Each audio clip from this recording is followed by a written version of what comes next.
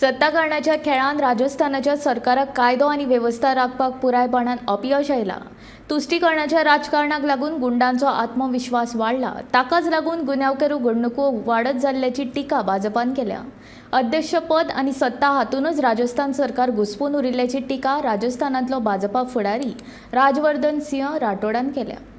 पिछले 4 साल से जो राजस्थान की कांग्रेस पार्टी में ये सत्ता का जो खेल चल रहा है, उस सत्ता के खेल में जनता पिसती जा रही है। पूरे देश के अंदर सबसे आगे, सबसे ज्यादा दुष्कर्म अगर किसी प्रदेश में हो रहे हैं तो वो राजस्थान के अंदर है। पिछले जुलाई और अगस्त के अंदर ही तक कम से कम 40% की वृद्धि हुई है दुष्कर्म के अंदर राजस्थान में। 1300 से ज्यादा केसेस आए पिछले जुलाई अगस्त के अंदर ही। हर रोज कम से कम 20 से ज्यादा दुष्कर्म हो रहे हैं और राजस्थान की सरकार को किसी की चिंता नहीं है, बट ढूंढ मची हुई है कि अध्यक्ष कौन बनेगा। लड़ाई छिड़ रखी है कि सत्ता में कौन बना रहेगा। जनता की बिल्कुल भी सुध नहीं है, बिल्कुल भी चिंता नहीं है।